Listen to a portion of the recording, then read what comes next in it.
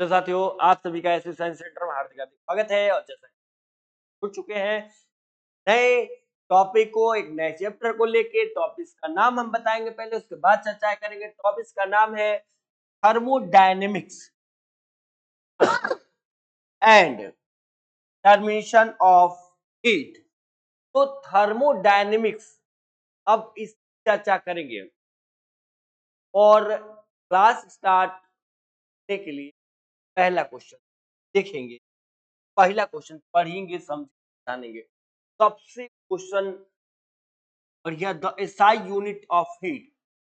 Heat की जो SI unit होती है वो क्या हो जाती है, तो वो हम देखेंगे। दिक्कत प्रॉब्लम होगी, बताएंगे।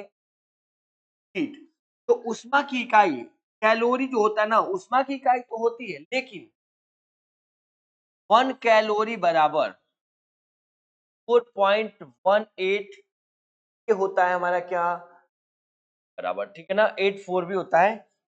तो ये है हीट,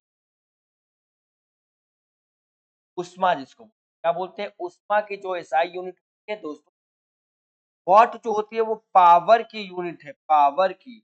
और जूल देखिए ये वर्क के भी बराबर होता है एंड एनर्जी हो जाएगा। तो इसको भी ध्यान रखेंगे दोस्तों, ठीक है ना। और केल्विन, केल्विन जो यूनिट होता है वो होता है टेम्परेचर की यूनिट हो जाती है केल्विन। को बोलते हैं, ये पावर को बोलते हैं हम लोग क्या, पावर है ना, पावर को शक्ति। और ये टेम्परेचर है, इसको ताप बोलते हैं। क्लियर है क्या। और बाकी वर्क को कार्य बोलते हैं और इसको ऊर्जा बोला जाता है। ये सब ध्यान रखेंगे तो पहला क्वेश्चन क्लियर होगा कि इसकी यूनिट जूल हो जाएगी। हीट की जो है वो जूल हो जाएगी। नेक्स्ट चलते हैं क्वेश्चन। हाँ हो भैया, next. Yes, which law relate heat and work. उष्मा और कार्य का संबंध किस नियम से संबंधित है भाई।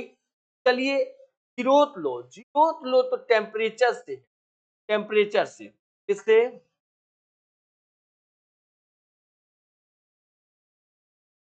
टेम्परेचर से। तो देखिए मैं इसमें आपको बता देता हूं एक बार। टेम्परेचर की बात करती है, टेम्परेचर जो है, यानी कि तरीके से एक फिगर बनाएंगे, का नाम देंगे ए बी। ये देखिए ए बी बराबर होता है बी सी के, जब दो बराबर हो तो तीसरा बराबर होता है जीरोथ लॉ, इसको बोलते हैं फर्स्ट कंजर्वेशन ऑफ एनर्जी।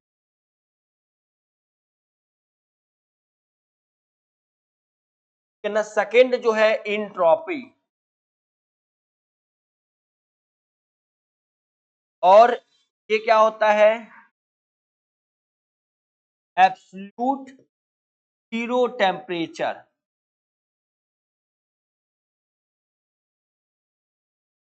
दोस्तों देखेंगे एकदम, एक एक चीजों को मैंने बता दिया है और आप फिर जवाब देंगे। फिर भी कोई दिक्कत होगा तो हमें बताएंगे। इसकी फार्मूला भी मैं लिख देता हूं। डेल क्यू बराबर डेल क्यू बराबर डेल यू प्लस डब्लू। पर देख लीजिएगा, अगर डेल यू बराबर डेल क्यू प्लस डब्लू, सही है ना।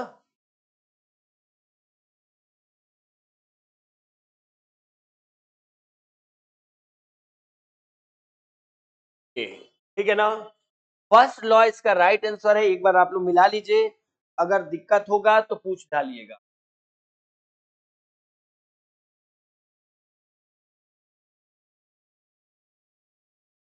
एक बार और, डेल यू प्लस डब्लू। चलिए, तो सेकंड किसका है, इंट्रोपी बोलता है, इंट्रोपी, है ना। और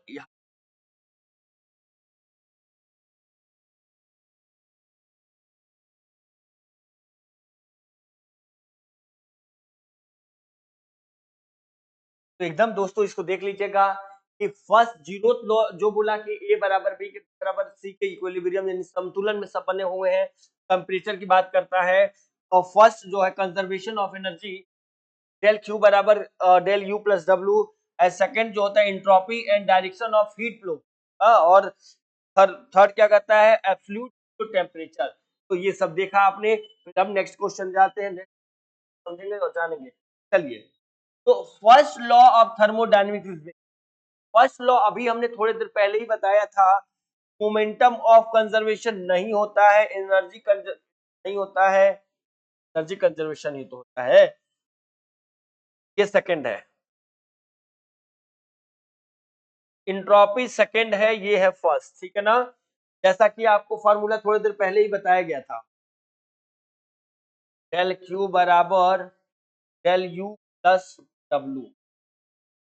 ये हो गया दोस्तों, देख लीजिएगा, कोई दिक्कत परेशानी हुआ तो बताइएगा, फिर आगे नेक्स्ट क्वेश्चन की तरफ बढ़ेंगे। नेक्स्ट क्वेश्चन है हीट फ्लो। हीट हमेशा कैसे फ्लो होता है? हीट हमेशा हॉट टू कोल्ड, गर्म से ठंडा की तरफ। देखिएगा कभी रखे कप में चाय रखिएगा तो वो गर्म होगा तो वो ठंडा हो जाएगा, गर्म नहीं होगा तो कोल्ड टू हॉट नहीं होता है, हॉट टू कोल्ड होता है, ठीक है ना। थर्मल इक्विलिब्रियम, थर्मल आपने पढ़ा है, थर्मल इक्विलिब्रियम हो जाएगा। और नेक्स्ट देखिए क्वेश्चन क्या है,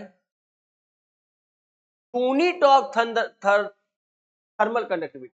अब थर्मल कंडक्टिविटी का यूनिट क्या होता है? क्या वाट मीटर पर केल्विन होता है, जूल पर केजी होता है, न्यूटन पर मीटर होता है, वॉट होता है? तो जल्दी से बताएंगे दोस्तों, इसका यूनिट किसको आ रहा है बता दे तुरंत, जल्दी से।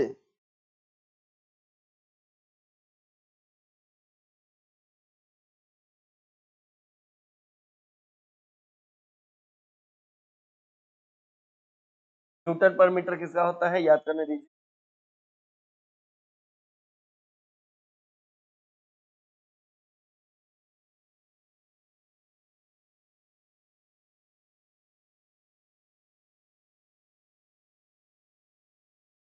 राइट आंसर है पहला। डाल लीजिए दोस्तों, डाल लीजिए, कोई दिक्कत परेशानी हो तो बताइएगा, है ना। अगर दिक्कत परेशानी नहीं होगा तो आगे बढ़ेंगे नेक्स्ट क्वेश्चन। नेक्स्ट हमारा क्या होगा वो हम पढ़ेंगे, समझ जानेंगे। चलिए नेक्स्ट, कंडक्शन ऑकर मेनली, चालन मुख्य रूप से होता है क्या लिक्विड में होता है? तो बिल्कुल लिक्विड में नहीं भैया, सॉलिड में होगा। तो हो जाएगा सॉलिड में, जवाब दीजिएगा, कोई गलतियां होंगी तो बता दीजिएगा, ठीक है ना। कंडक्शन क्या होता है? सॉलिड में होता है। और वैक्यूम में क्या होता है? इसका भी नाम लिख दूं क्या? चलिए लिख,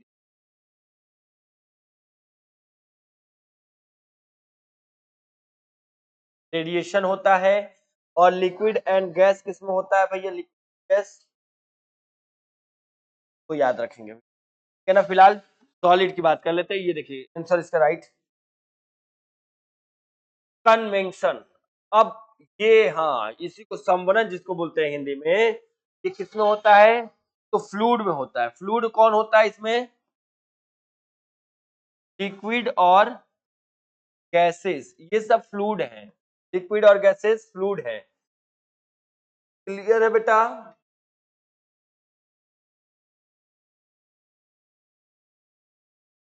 और सॉलिड में तो अभी थोड़ी देर पहले ही बात किया था, तो गड़बड़ नहीं होना चाहिए। आप लोग जल्दी से बताइए,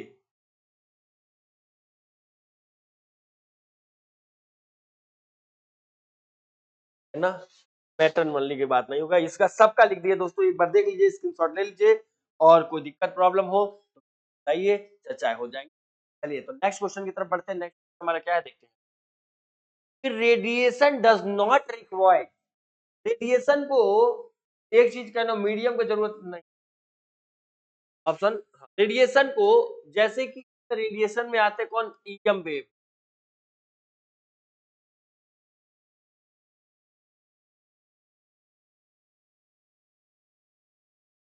इलेक्ट्रोमैग्नेटिक वेव।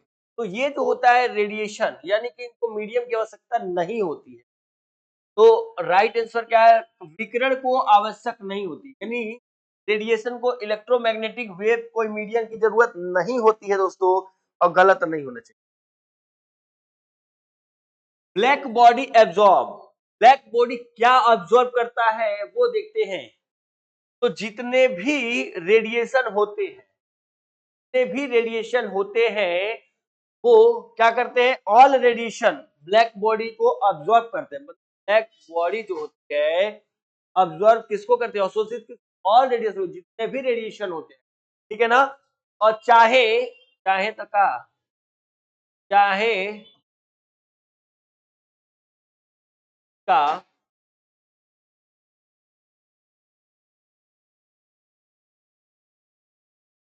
कोई भी वेवलेंथ हो, कोई भी वेवलेंथ हो, उससे मतलब नहीं है भाई। वेवलेंथ कुछ भी हो, 1 हो, 10 हो, 10 हो, 12 हो, उससे कोई मतलब नहीं है। तो यहाँ पे आंसर दिया गया कि black body absorb all radiation, चाहे इसकी कोई भी वेवलेंथ हो। वेवलेंथ यानी कि जानते हैं यूनिट मीटर, क्लियर है ना। चलिए नेक्स्ट क्वेश्चन पे बढ़ते हैं। नेक्स्ट क्वेश्चन क्या है, efficiency of Carnot engine depend on. देखिए कैरनॉट इंजन जो होता है ना, एक चीज और, एक रियल इंजन और एक होता है इफिशियंसी ऑफ कैरनॉट तरीके से। इफिशियंसी ज्यादा होती है किसकी, कैरनॉट इंजन, याद रखेंगे फिलहाल इसमें, तो अभी हम बात करेंगे आगे कैरनॉट इंजन। फॉर्मूला होता है क्या, एफिशिएंसी T2/T1, ये फॉर्मूला है। अब देख के पता चल गया होगा कि किस पे निर्भर करती है, तो वर्क पे, ये प्रेशर पे, तो प्रेशर कहीं नाम ही नहीं लिया हूं, वॉल्यूम पे भी नाम नहीं लिया हूं, टेम्परेचर। क्या दिक्कत है दोस्तों, कोई दिक्कत है तो जल्दी से बताइए, नहीं तो नेक्स्ट।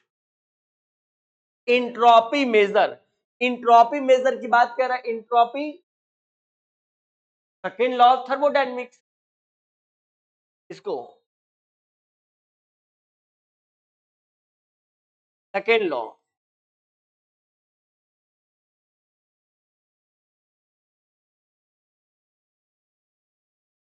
थर्मोडायनेमिक, ठीक है ना।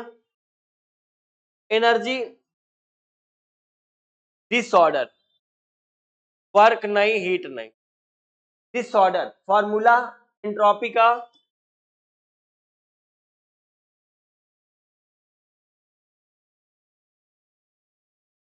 ये है।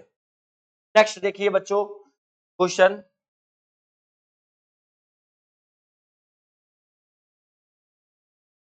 स्पेसिफिक हीट बराबर क्यू बराबर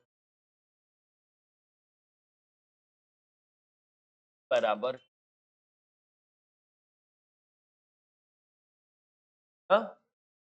क्या हो जाएगा, हीट पर मास, हीट पर मास नहीं होगा, ठीक है ना आदित्य, पर मास नहीं होगा, गलत। हीट पर टेम्परेचर भी नहीं होगा, हीट पर मास पर टेम्परेचर, ये राइट आंसर हो जाएगा दोस्तों। तो अब एक बार देख लीजिएगा, क्लियर हो जाएगा। तो नेक्स्ट क्वेश्चन करिएगा, नेक्स्ट क्वेश्चन क्या है, नेक्स्ट आप लोग जल्दी से करिए।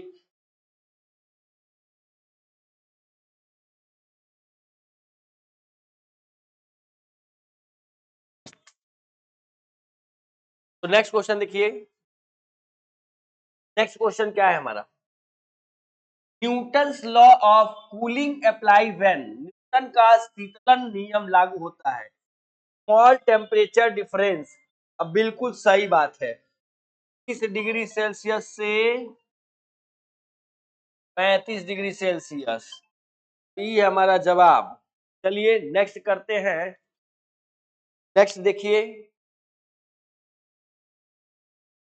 थर्मल इक्विलिब्रियम मींस, देखिए अब हमने अभी थोड़ी देर पहले से बात किया था जीरोथ लॉ, क्या बात किया था, जीरोथ लॉ, ठीक। यहाँ पे ऐसे हमने बॉक्स ऐसे बनाया था, ए बी नाम दिया था, ए बराबर बी के है, ए बराबर सी के है, तो बी इनके इक्वल ही हो जाएगा, ठीक है ना। तो इनके इक्वल ही हो जाएगा, तो भैया क्या सेम हीट, नहीं सेम हीट कहाँ पे, टेम्परेचर। मैंने जीरोथ लॉ में किसका नाम लिया था, टेम्परेचर का नाम लिया था, ठीक है ना। तो टेम्परेचर, सेम टेम्परेचर देख सकते हैं, ये जीरोथ लॉ की बात हो रही है। अगर कोई डाउट एंड प्रॉब्लम हो तो आप बिल्कुल डाल दीजिएगा, प्रॉब्लम है। नेक्स्ट क्वेश्चन पे, नेक्स्ट क्वेश्चन हमारा क्या है वो हम देखेंगे। Zeroth law define, zeroth law शून्यता नियम परिभाषित करता है, कौन? वर्क करता है और हीट करता है, टेम्परेचर करता है। चलिए, क्या दिक्कत है इसमें? नहीं दिक्कत। और आगे, अच्छा एक चीज और मैं लिख दूं, ये एनर्जी कौन करता है? First law. और सेकंड लॉ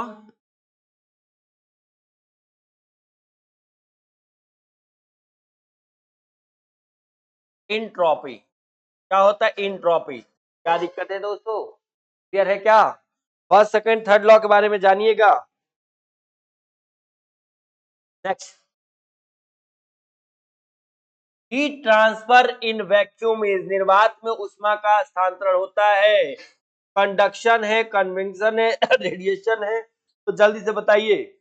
कंडक्शन, कन्वेक्शन। जो कंडक्शन होता है, अभी थोड़ी देर पहले बात किए थे, किसका? Solid, convention, fluid.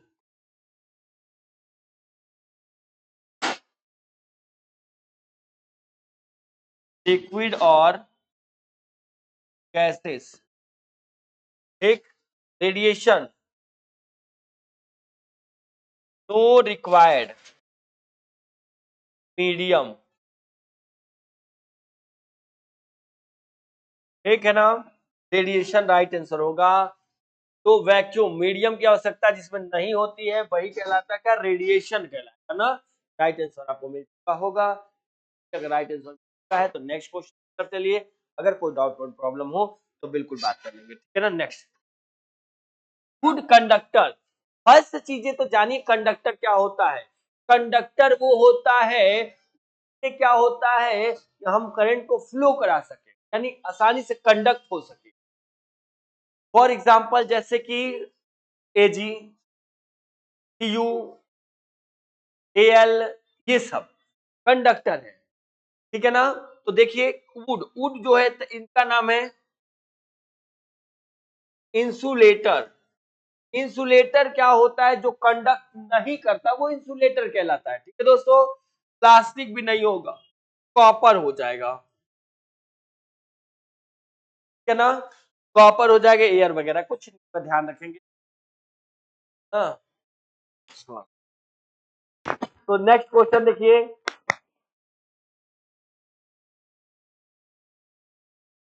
ठीक है, नेक्स्ट क्वेश्चन दोस्तों। पुअर कंडक्टर, अरे पुअर कंडक्टर क्या? पुअर मतलब वही इंसुलेटर।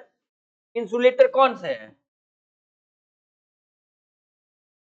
तो इंसुलेटर का नाम ले लेंगे कि लकड़ी ले लीजिए, वुड, प्लास्टिक, के बाद से कहेंगे ग्लास, ये सब क्या है?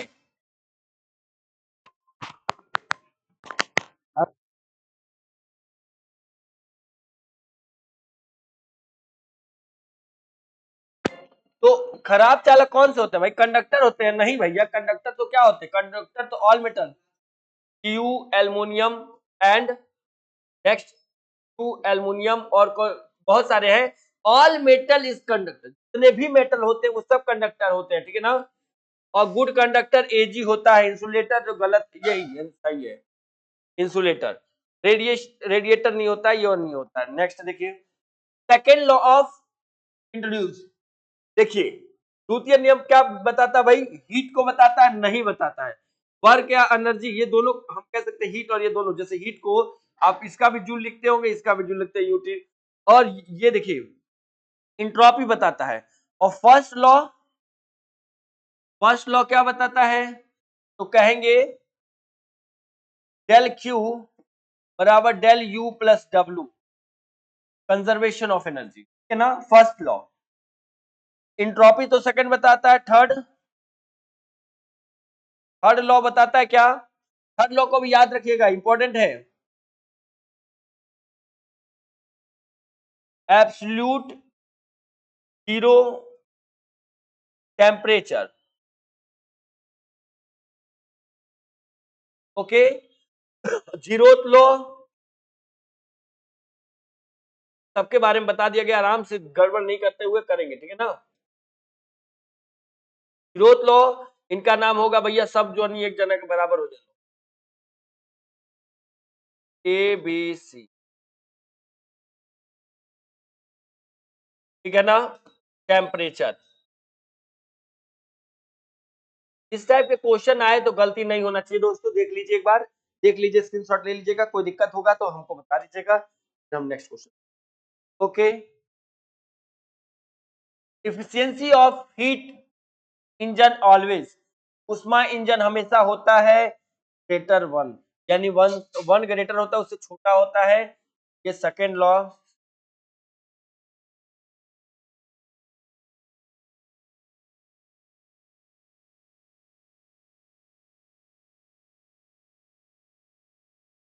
Second law of thermodynamics, always less than one, ठीक है ना, always less than one, one से हमेशा कम होता है।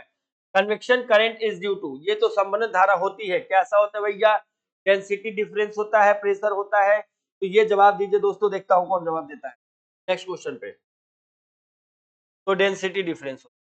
चलिए नेक्स्ट, रेडिएशन डिपेंड ऑन, विकिरण निर्भर करती है, किस पे निर्भर करती है भाई, तो टेम्परेचर पे पावर 4 लगा है, तो यस, रेडिएशन ई होता है, ई पे पावर 4 के डायरेक्टली प्रोपोर्शनल होता है, ठीक है ना, इसकी फार्मूला ऐसे हो जाती है, बराबर ये स्टेफन नाम है, स्टेफन बोल्टमैन का नाम है, ठीक है ना, तो देख लीजिएगा फार्मूला हमने लिख दिया है, यहाँ पे आंसर लगा दिया है भाई दोस्तों, और नेक्स्ट देखना होता होगा। चलिए, स्टेफन बोल्टमैन, अभी हमने नाम दिया है इसका, तो ये अभी बताया था ना कि ये इस तरीके से फार्मूला लिखा हमने,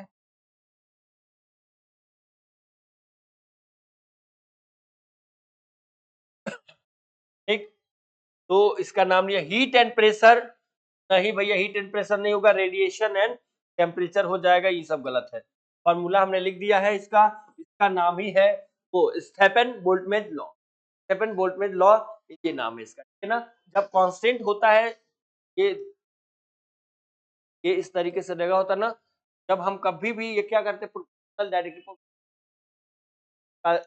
नंबर हटाएंगे तो एक इक्वल लगेगा। चलिए क्लियर है क्या, नेक्स्ट चलें, unit of entropy, entropy second law,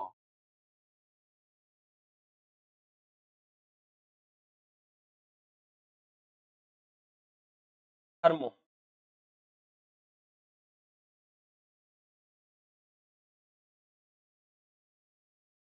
formula del S बराबर टू बाई टी, ये हमने लिखवाया था फॉर्मूला, टू मतलब कि जूल हो जाएगा, टी मतलब टेम्परेचर केल्विन हो जाएगा। देखिए दोस्तों, ये जूल किसका होता है, वर्क का होता है, वॉट होता है पावर का, और ये होगा टेम्परेचर।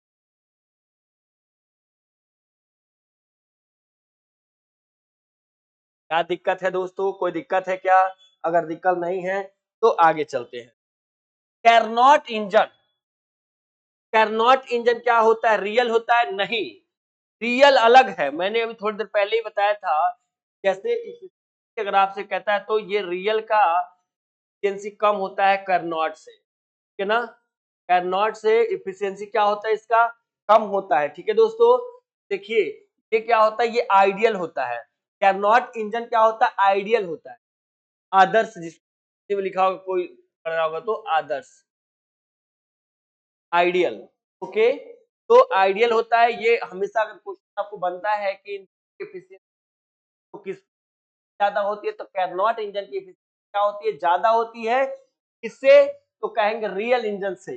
चलिए समझ में आ चुका होगा, नेक्स्ट देखिए, for adiabatic process which constant adiabatic प्रक्रिया में स्थिर रहता है, तो चलो भैया शुरू हो जाओ इसको बताना तुरंत, टेम्परेचर तो नहीं रहता है भैया, ये नहीं रहता है, ये भी नहीं, हीट होता है, चलिए हीट तो होता है, होता है, राइट आंसर, अगर कोई दिक्कत हो तो आप पूछ लीजिए, नहीं तो हम आगे, आइसोथर्मल में टी बायल लॉ, बायस लॉ, है ना, टी भी बराबर कांस्टेंट, टी बराबर कांस्टेंट आइसोथर्मल, जिसकी बात कर रहा है, ठीक है ना, तो क्या हो जाएगा, इंक्रीज हो जाएगा, डिक्रीज हो जाएगा। आइसोथर्मल में इंटरनल एनर्जी, अरे इंटरनल एनर्जी क्या हो जाएगा, देखिए एन सी डेल्टा टी।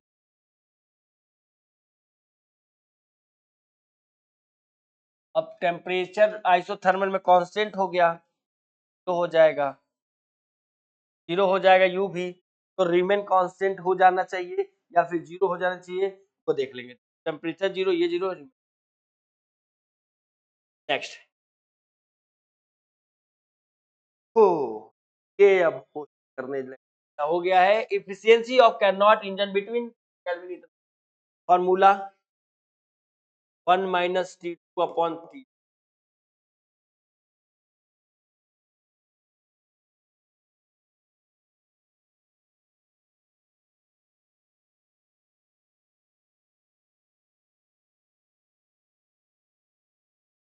ये 1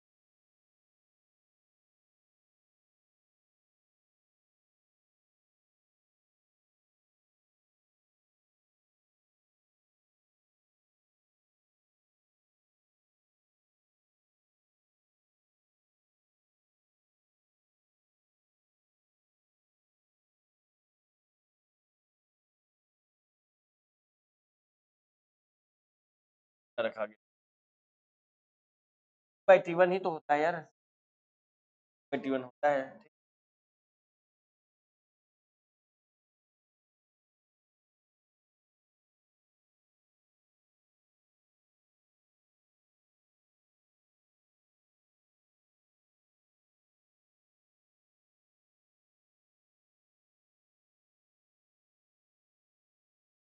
ये हो जाएगा दोस्तों, पर चेक कर लेंगे भैया, आप लोग भी चेक कर लेंगे थोड़ा सा, है ना, अगर कर लिए होंगे तो सही बात है। और नेक्स्ट कर,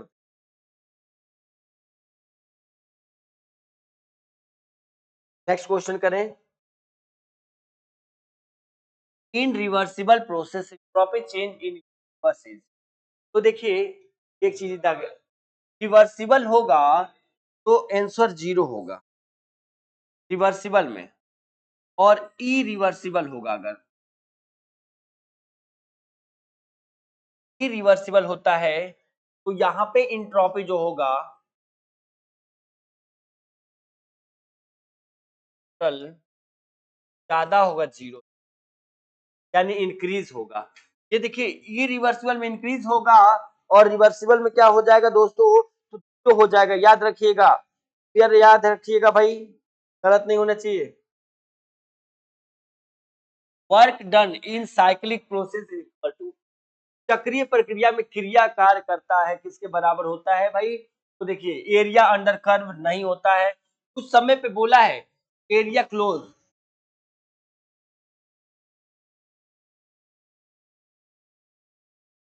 एरिया इनक्लोज 0 नहीं होगा, हीट सप्लाई हो जाएगा कैल।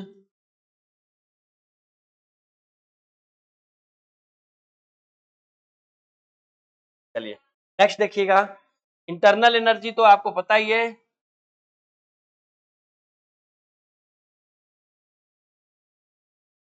नेक्स्ट क्वेश्चन पे चलते हैं दोस्तों, देखते हैं नेक्स्ट क्वेश्चन हमारा क्या है। Next, which process has maximum work for same initial and final stage, किस प्रक्रिया में अधिकतम कार्य होता है। अब एडियाबैटिक, आइसोथर्मल, आइसोकोरिक, आइसोबेरिक, अब तो हमको यहाँ पे मिल गया भाई, तो आप जल्दी से जवाब बताइए दोस्तों, मैं इंतजार कर रहा हूँ, ठीक है ना। आइसोथर्मल में क्या होता है, आइसोकोरिक में क्या होता है, एडियाबैटिक में क्या होता है, हम लोग इसमें बात कर लेंगे, है ना। तो ये पीवी कौन से, ये होता है आइसोथर्मल में टेम्परेचर,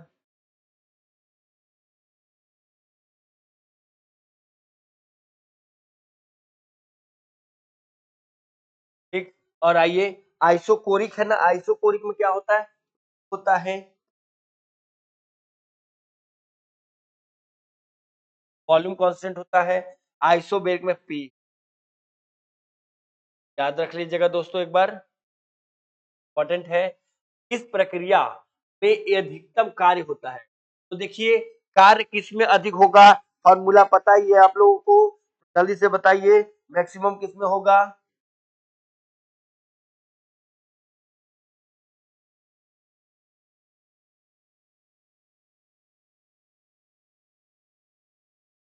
ये सर यहाँ पे कांस्टेंट हो गया, ये जाएगा आंसर इसका आइसोबेरिक। आइसो कांस्टेंट होगा ना, चलिए ये पी कांस्टेंट हो गया तो आइसोबेरिक इसका आंसर आ जाएगा भाई। और देख लीजिए तो बताइए नेक्स्ट।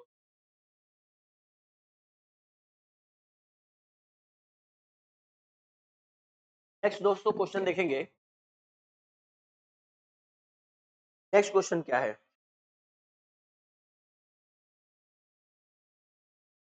इंट्रोपी इंक्रीजेस, अभी हमने चर्चा किया था इंट्रोपी इंक्रीजेस कब होती है। एक होता है रिवर्सिबल, एक इरिवर्सिबल। रिवर्सिबल जो होगा उसमें इंट्रोपी जीरो हो जाएगी, रिवर्सिबल में इंट्रोपी जीरो हो जाएगी। और इरिवर्सिबल जो होगा वहां पे इंट्रोपी क्या होगी, जाएगी, बढ़ जाएगी। तो रिवर्सिबल में कहेंगे इंट्रोपी जो होगी, इंट्रोपी वो क्या हो जाएगी,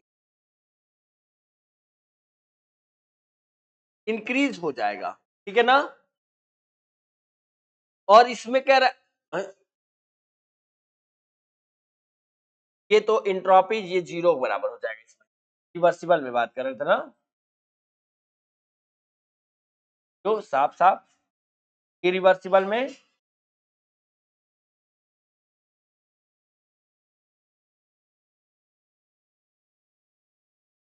नेक्स्ट क्वेश्चन देखेंगे, कोई दिक्कत होगा तो बता देंगे जल्दी से। नेक्स्ट,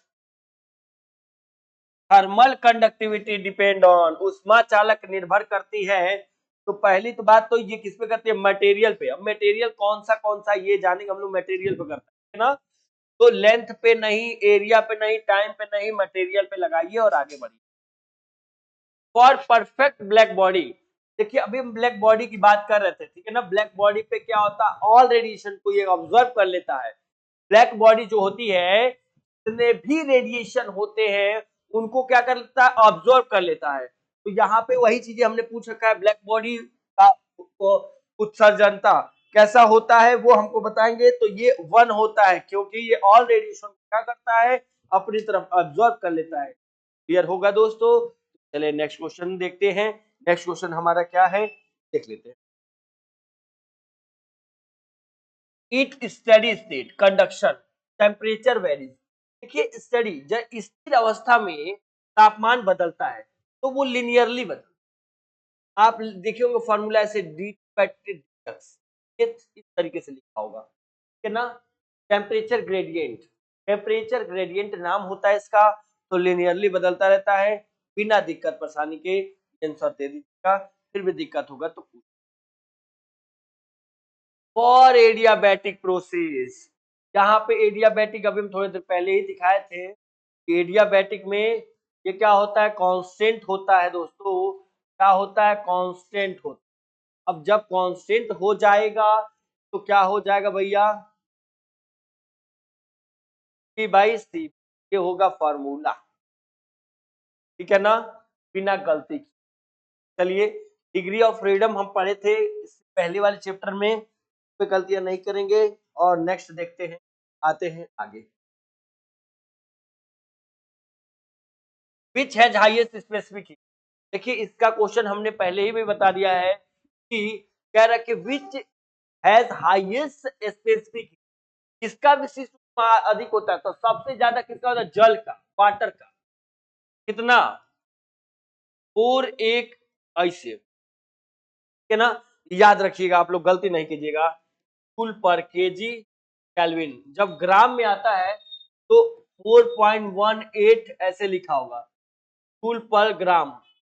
डिग्री सेल्सियस कहीं लिखा होगा या फिर केल्विन लिखा होगा, तो ध्यान देखिएगा प्लीज।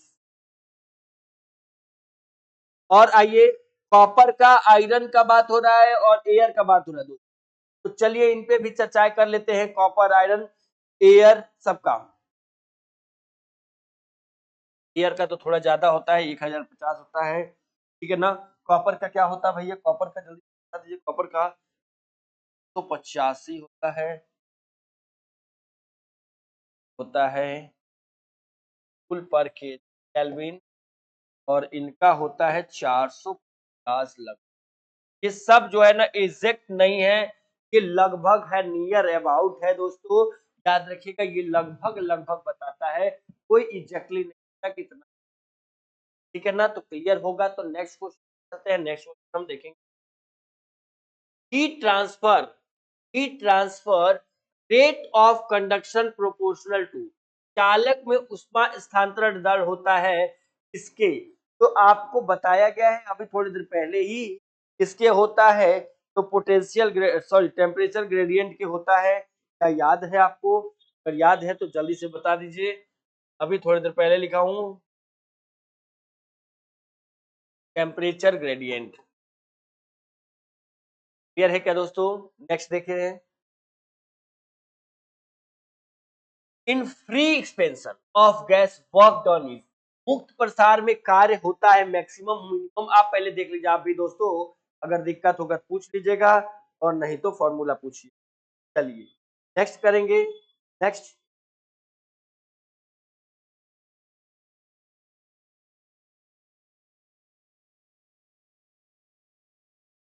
फॉर्मूला तो हाँ,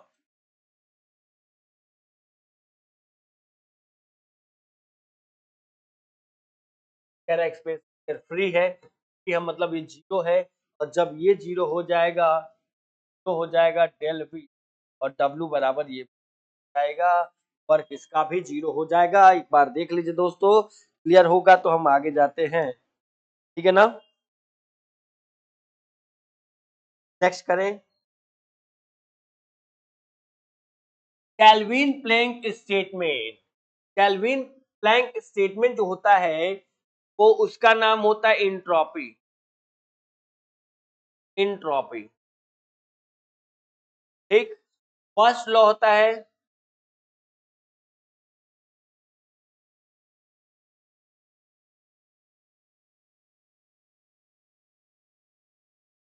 एनर्जी,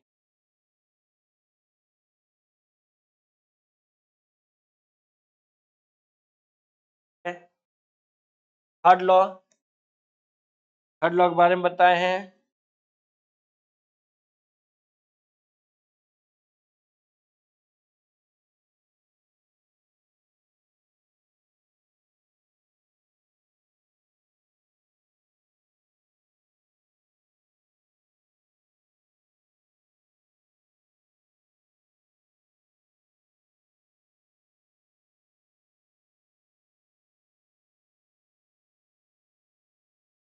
तो क्लियर आंसर कौन सा हो गया भैया? सेकेंड लॉ हो जाएगा। बिना किसी प्रॉब्लम के कर लीजिए, कोई डाउट है तो बता दीजिए। नेक्स्ट,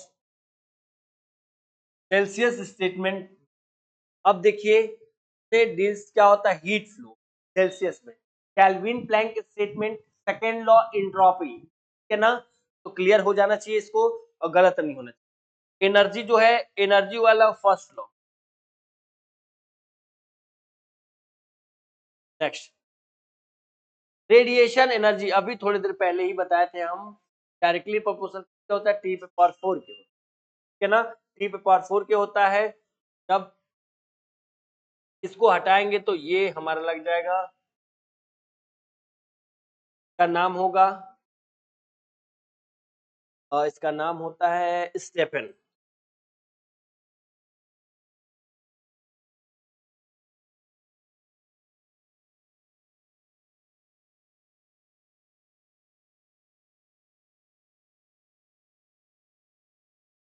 ठीक है ना, याद रखेंगे। राइट आंसर डी पे चला जाएगा, तो दिक्कत तो नहीं होगी। दिक्कत है तो आप बिल्कुल बता जा सकते हैं, और नहीं दिक्कत है तो हमने नेक्स्ट क्वेश्चन हमारा क्या देख लें कि in convection heat transfer due to, heat transfer क्या होता है कि संवहन में ऊष्मा स्थानांतरण होता है, मॉलिक्यूलर मोशन नहीं, मॉलिक्यूलर छोटे मोटे नहीं है, तो बल्क में होता है, बल्क बल्क मोशन होता है, रेडिएशन नहीं होगा, कंडक्शन भी नहीं होगा। चलिए इसका नाम रखिएगा बल्क मोशन। और चलिए नेक्स्ट क्वेश्चन आते हैं, एफिशिएंसी ऑफ रियल इंजन। तो रियल इंजन अभी थोड़ी देर पहले ही बताए थे ना कि रियल हो जाएंगे, एफिशिएंसी कम होता है कैरनॉट से, कैरनॉट से कम होता है दोस्तों। देखिए कहीं लिया है कैरनॉट से कम, यस, कैरनॉट ज्यादा होता है होगा, ठीक है ना, कैरनॉट ज्यादा होगा रियल, या सामने लिखा हुआ है, कोई दिक्कत आएगी तो पूछ लीजिए, ठीक है ना। चलिए क्लियर है?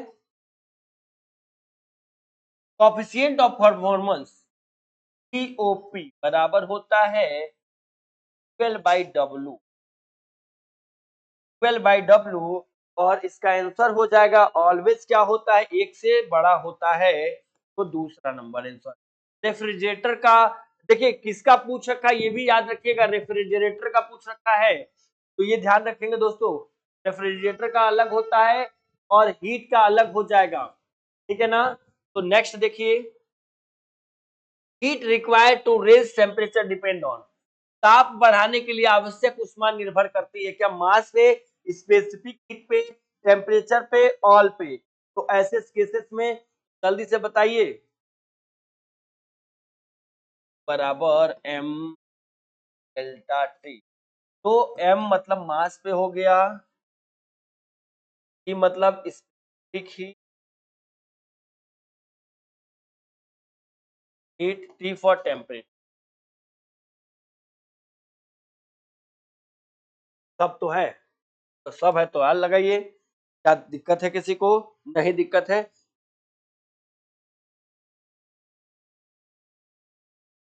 Entropy is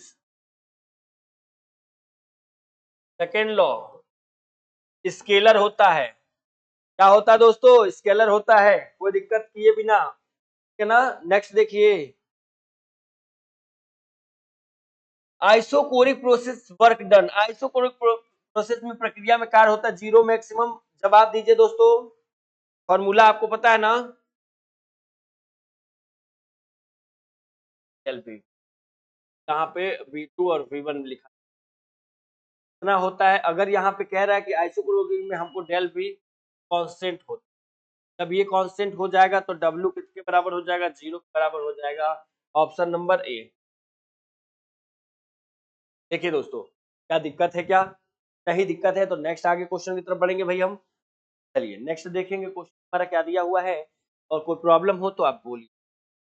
heat engine convert, देखिए हीट इंजन ऊष्मा इंजन परिवर्तन करता है वर्क टू हीट, अरे कार्य से हीट में कहाँ होगा, हीट इंजन है तो हीट करेगा तो वर्क होगा, हीट से वर्क में, ऊष्मा से कार्य में।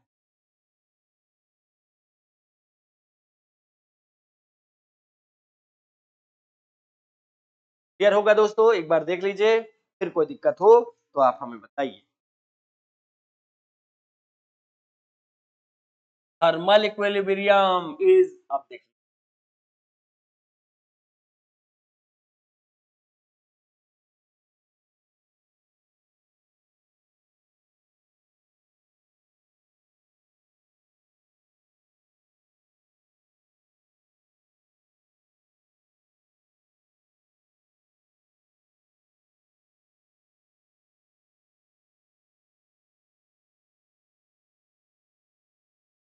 टू हीट,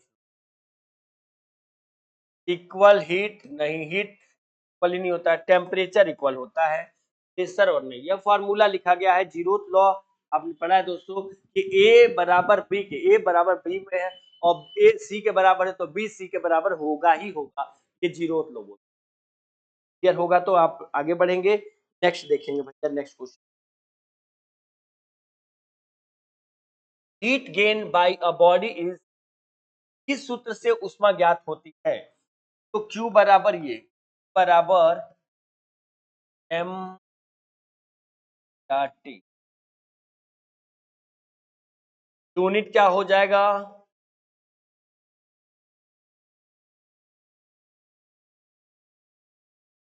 नेक्स्ट एम बराबर दिया है, ये देखिए अभी थोड़ी देर फार्मूला हम लोग,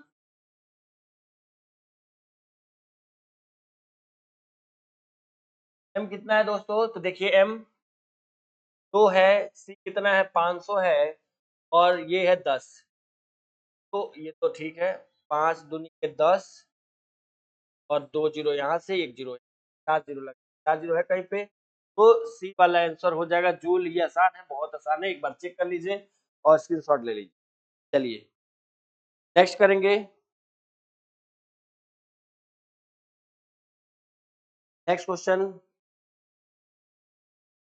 वर्क डन इन आइसोबेरिक, आइसोबेरिक की बात कह रहा है दोस्तों, आइसोबेरिक में बात करेंगे तो आंसर लिखेंगे जल्दी से।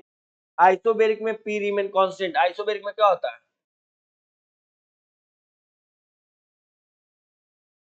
आइसोथर्मल और टेम्परेचर होगा, राइट आंसर है ना।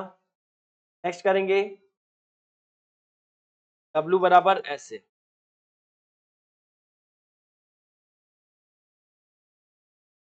क्लियर होगा दोस्तों? तो नेक्स्ट क्वेश्चन की तरफ पढ़िएगा, कोई दिक्कत होगा तो बताएंगे। एक कैलोरी में कितना होता है? कह रहा है एक कैलोरी। देखिए एक कैलोरी बराबर जूल, एक कैलोरी बराबर 4.18 जूल। यहाँ पे दिया ना 1.486, कोई दिक्कत की बात नहीं है। नेक्स्ट देखिए, इफिशियंसी ऑफ इंजन, दक्षता, इफिशियंसी पूछ रखा है तो जल्दी से जवाब दे दीजिएगा। है इफिशियंसी है W/Q1। W/Q1 कहीं है क्या? ऑप्शन नंबर ए दोस्तों सही जाएगा, कोई दिक्कत नहीं आएगी तो। नेक्स्ट करते हैं कैरनॉट इंजन। अब कैरनॉट की बात करता है, इफिशियंसी बराबर लिखते हैं 1 माइनस T2 माइनस T1। इसमें टेम्परेचर की बात करते हैं, 2 माइनस T1 नहीं है। कैरनॉट इफिशियंसी का फॉर्मूला, कैरनॉट इफिशियंसी होता है वो रियल की इफिशियंसी से बहुत ज्यादा ही होता है। जो कैरनॉट इंजन की क्षमता होती है वो कैरनॉट की ज्यादा होती है, किससे? रियल से। इसमें भी क्वेश्चन पूछा था और पूछता है। चलिए क्लियर है क्या? आप क्लियर है तो नेक्स्ट क्वेश्चन पे चलते हैं। नेक्स्ट क्वेश्चन है ना,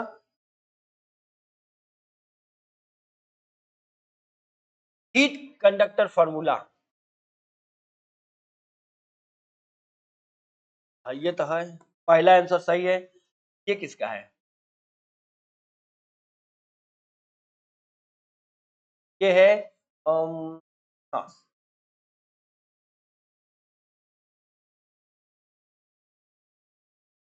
हीट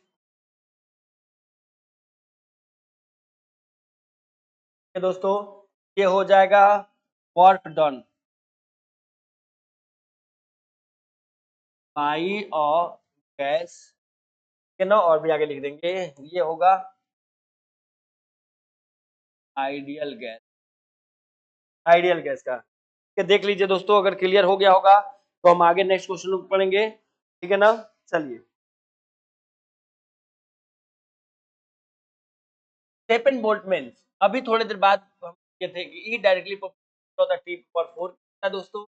जब ई हो जाएगा अब बराबर लगा देंगे और 4 हो जाएगा। ये हो जाएगा हमारे स्टेफन बोल्टमैन पहला। ये क्या होता है? Einstein mass energy, Einstein mass energy के आइडियल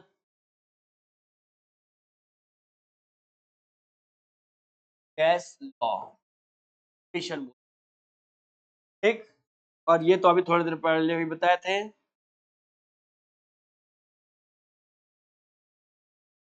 ठीक।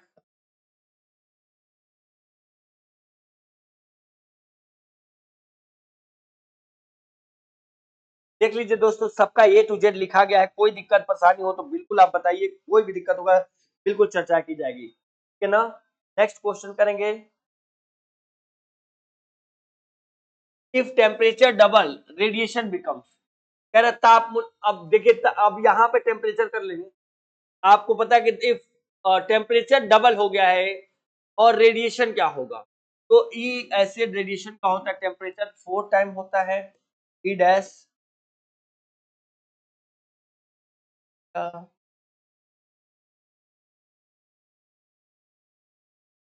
2 पे पावर 4 का 16 हो जाएगा इस तरीके।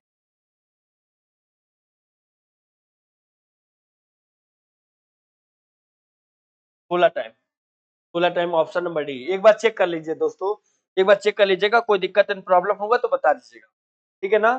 फिर next question,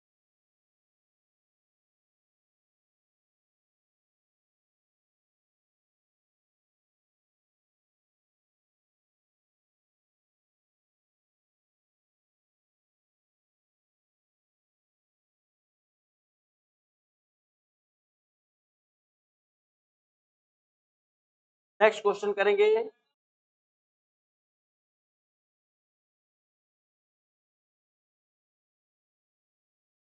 ideal gas equation अभी लिखवाए थे, ये होता है आइडियल गैस, है ना भाई। आइडियल गैस इक्वेशन यही होता है, थोड़ी देर पहले लिखवाए। इंटरनल एनर्जी, ये तो इसके बराबर होता है ना, इंटरनल एनर्जी। इसको मैं होमवर्क में लिख दे रहा हूँ, बहुत इजी है, थोड़ी देर पहले बताया था, इसलिए कमेंट बॉक्स में इसका आंसर दीजिए, ठीक है ना। Specific heat unit, specific heat की यूनिट जो होती है ये क्या हो जाती है हमारी, ये हो जाती है स्पेसिफिक हीट, यानी कि बराबर, पहले फॉर्मूला लिख देता हूँ। तो क्या होता है, एम डेल टी, ये होता है ना। अब सी बराबर पूछ रखा है, तो फॉर्मूले के साथ हम करके देखेंगे और भी अच्छा लगेगा। यहाँ से क्यू जो होता है वो जूल हो जाएगा, और ये केजी हो जाएगा, ये केल्विन हो जाएगा। तो देखिए दोस्तों, लग गया पहला आंसर, ठीक है ना। जूल पर केल्विन ये किसका है दोस्तों, तो ये भी आप बताएंगे।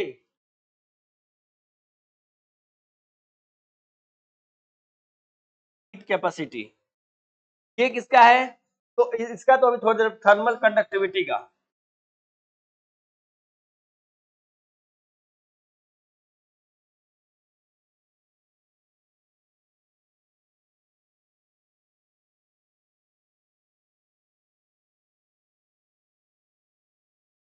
चलिए दोस्तों मिला लीजिए, फिर आगे हम बढ़ेंगे बिना किसी देर के। क्लियर हो गया होगा तो।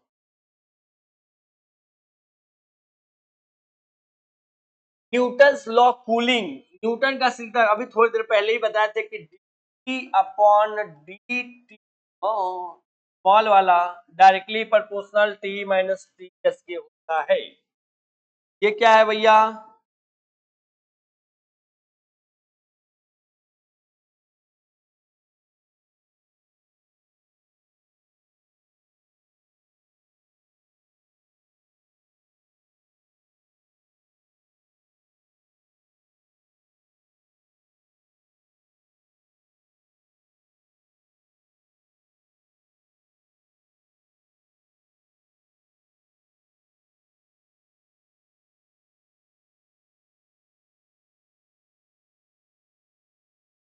सबका लिख दिया दोस्तों, इसको भी एक बार देख लीजिएगा आप, अगर कोई दिक्कत प्रॉब्लम हो तो बिल्कुल बताइए, फिर हम नेक्स्ट क्वेश्चन करेंगे, है ना। वर्क इज आइसोथर्मल, आइसोथर्मल लियो भैया, ये होता है डब्ल्यू बराबर,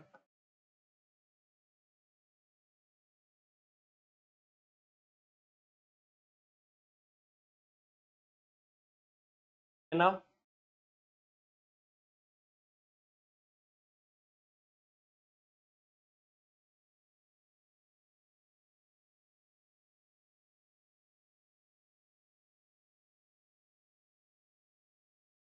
ये सब दोस्तों हमने लिख दिया है, कोई दिक्कत एंड प्रॉब्लम हो तो एक बार बता देंगे जरूर, है ना। चलिए क्लियर होगा तो हम आगे चलेंगे, नेक्स्ट क्वेश्चन पढ़ेंगे, और आपको कोई प्रॉब्लम हो तो जल्दी बताएंगे हमको, ठीक है ना, कोई भी दिक्कत हो तो।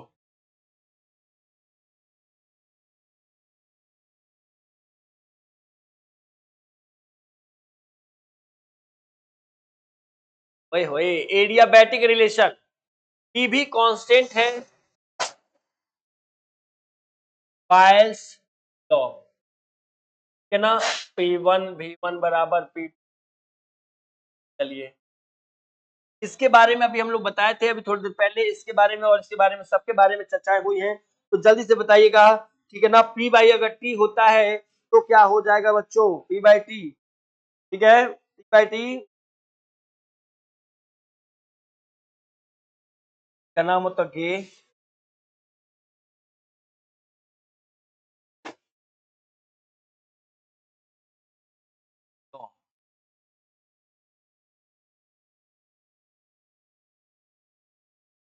चार्ल्स,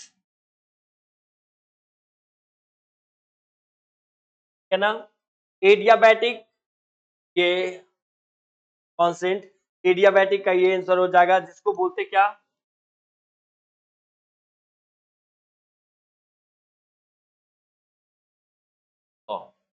क्लियर है दोस्तों।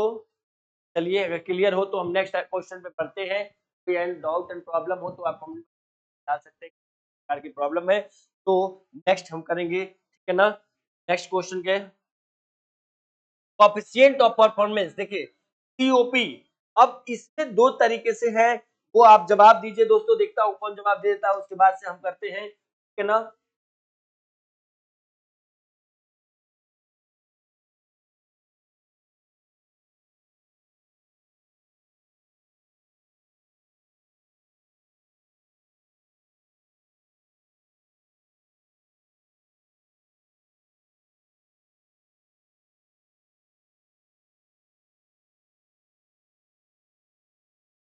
देखिए कोएफिशिएंट ऑफ परफॉर्मेंस जो होता है ये भी होता है, ये भी होता है। एक चीज याद रखिएगा दोस्तों कि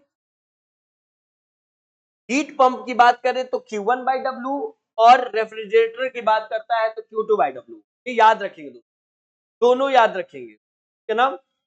नेक्स्ट क्वेश्चन देखेंगे, नेक्स्ट क्वेश्चन हमारा क्या है, थर्मल कंडक्टिविटी। अभी थोड़ी देर पहले ही बात किए थे थर्मल कंडक्टिविटी का, तो बिना गलती के जल्दी से बता देंगे कि W बाई क्या होता है, कहेंगे कि W बाई एम के होता है, बिना गलती के। इसका भी बताया हूं जूल पर केजी, और इनका भी बताया हूं, और तो गलती नहीं होना चाहिए। हीट कैपेसिटी का है ये,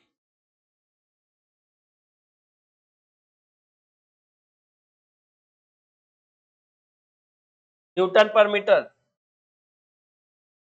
surface tension,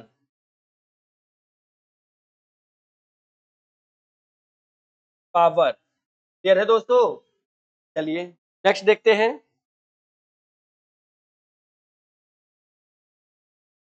entropy change, entropy जो सेकंड, ये बार बार आ रहा है, ये याद रख लीजिएगा, सेकंड लॉ है थर्मोडायनेमिक्स, थर्मोडायनेमिक्स, ठीक है ना। कह रहा है कि इंट्रोपी डेल एस बराबर क्यू बाई टी होता है, तो जल्दी से बताइए, देखता हूं कौन बताता है। तो ये अभी थोड़ी देर पहले ही बताए थे हमने फॉर्मूला, तो गलती नहीं करेंगे और आगे बढ़ेंगे। Heat loss by radiation depend on, अब हीट लॉस बाय रेडिएशन की बात कह रहा है, तो डिफरेंस किसका है, अभी आप लोगों ने दोस्तों पढ़ा है,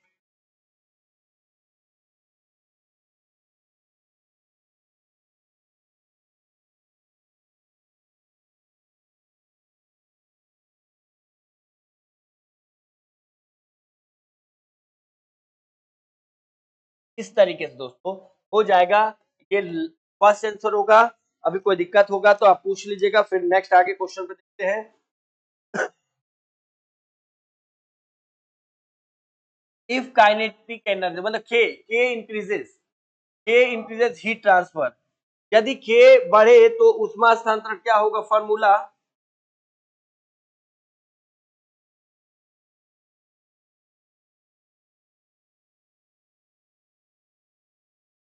ये होता है फॉर्मूला। चलिए दोस्तों जवाब दीजिए कि अगर हमारा के बढ़ रहा है, के मतलब ये बढ़ेगा, तो क्यू भी क्या होगा, बढ़ेगा, कि एक बढ़ता है तो दूसरा भी बढ़ता है, ये सब चीजें आप लोग पढ़ रखा है, कोई दिक्कत आनी नहीं चाहिए दोस्तों, अगर कोई दिक्कत आती है तो बिल्कुल आप हमसे बताइए, ठीक है ना, समझ में आ गया ना। तो ये देख सकते हैं क्वेश्चन, अगर डाउट एंड प्रॉब्लम हो तो बता सकते हैं, क्योंकि जो भी चीजें डायरेक्टली ये किसके डायरेक्टली प्रोपोर्शनल की, डायनेमिक जो क्यू जो होता है डायरेक्टली प्रोपोर्शनल किसके होता है, के होता है, क्यू जो होता है इनवर्सली प्रोपोर्शनल किसके होता है, तो डेल एक्स के, डायरेक्टली प्रोपोर्शनल किसके हो यहाँ है, कहेंगे ए के है, ये सब चीजें याद रखिएगा। डायरेक्टली का मतलब होता है अगर एक बढ़ता है तो दूसरा भी बढ़ रहा है, यहाँ पे एक इंक्रीज हो रहा है दूसरा भी इंक्रीज होगा, तो याद रखेंगे दोस्तों। चलिए थैंक यू सो मच दोस्तों, आज की क्लासेस यही कवर की जाती है, और नेक्स्ट क्लास में मिलते हैं नेक्स्ट क्वेश्चन नेक्स्ट टॉपिक के साथ आप लोगों के साथ। और आज के लिए मैं कहना चाहूंगा कि आज काम लेते हैं, नेक्स्ट क्लासेस आपको टॉपिक्स सब कुछ मिल जाएगी, ये पूरे ऑल कंपटीशन जितने भी स्टेट में एग्जाम होते हैं, जिन जिन पेपरों में फिजिक्स पूछी जाती है, उन सबके लिए ये वीडियो है, तो आप क्या करिए, करिए, कोई आपको डाउट एंड प्रॉब्लम हो तो कमेंट बॉक्स में डालिए। आज के लिए सो मच, बाय बाय दोस्तों।